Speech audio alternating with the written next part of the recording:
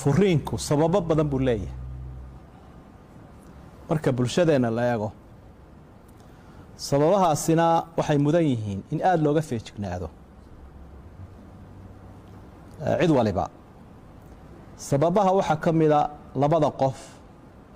oo aan aqoon u lahayn xuquuqda ay isku leeyihiin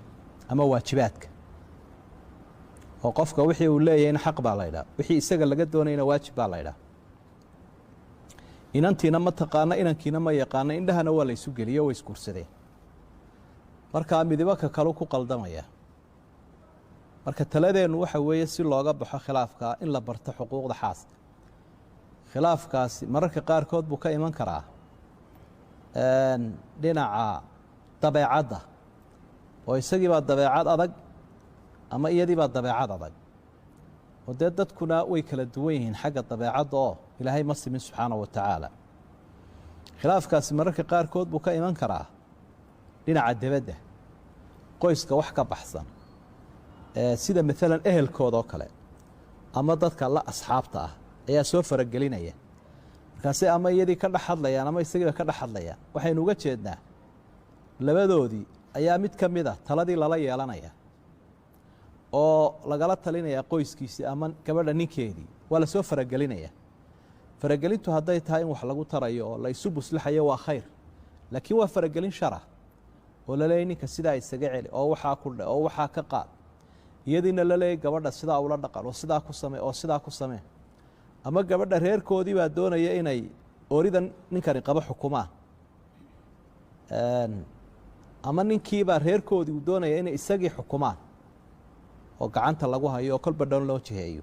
marka faragelinta ehelkii asxaabtuna sida xun loo faragelinayaana qoysku inuu burburo way keentaa waxyaabaha keena waxaa ka mida iyada oo dad khuraafaadlayaali ay soo gacan geliyaanoo waxaan la yidhaahda isku dirka iyo falka iyo sixirka iyo jimanka arrimahaasina way keeni karaan oo marka la arko dad isjeceloo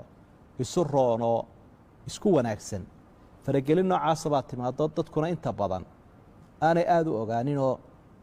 dee qur-aankana ilaahay wuu ku xusay fayatacalamuuna minhumaa maa yufariquuna bihi bayna almar'i wa zawji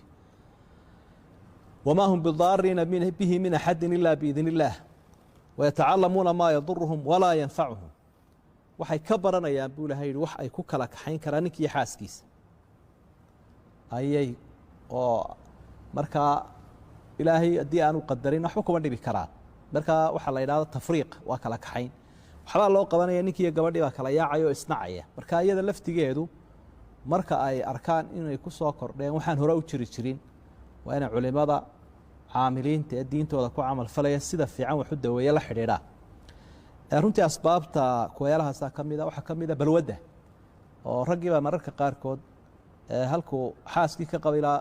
jaad iyo balwad buu qabaya xaas u noqonaya marka xaqeedii buu dayacaya